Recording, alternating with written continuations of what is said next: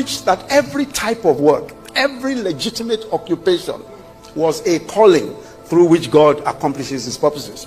So their message was that serving God was not necessarily being a full-time pastor or church worker. Whatever your occupation was, so long as it was done faithfully as unto God.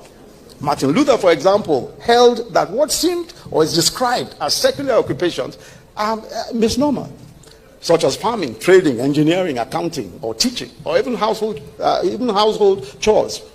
He said that they are seen by God as praise to him when done faithfully, and that they represent an obedience which is well-pleasing to God. So the preachers of the gospel also emphasized honesty and integrity in every aspect of life. The church in Germany, for example, had a catechism on the 10 Commandments, which was taught regularly. So, for example, the commandment, thou shalt not steal, was broken down into various practical implications.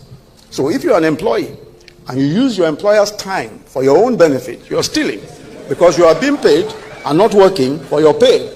And they give a practical example. They say even if you leave work to attend a church service without the permission of your boss, you are stealing, because you are getting paid without working. So taking money that does not belong to you, yes, no wonder the average German worker developed a strong work ethic and strong values of integrity. John Calvin, who established his ministry in the very important business and trading city of Geneva in the 16th century, he preached that honest and fair trading practices were important in glorifying God.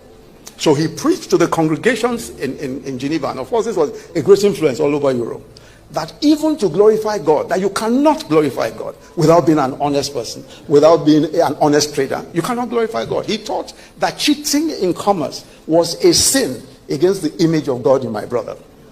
Calvin, through his teaching and preaching and advocacy, got the authorities of the state of Geneva, which later became a part of Switzerland, to enact laws to ensure that the use of standardized weights and measures in trading came into force, and also to prevent cheating and dishonesty. Calvin's model influenced Protestant towns across Europe. Many of them adopted similar ordinances and enforcement bodies. And so they laid the early foundations for consumer protections and corporate accountability in modern legal systems. So when we talk about consumer protection today, when we talk about corporate accountability today in our legal system, these foundations were laid by John Calvin and the Protestants of that time. The vigorous teachings from the pulpits on ethics in business, ethics in the factories and places of work led to a revolution in the work ethic in many parts of Europe, which is why the work ethic of honest, hard work and diligence was actually named after Christians of that era.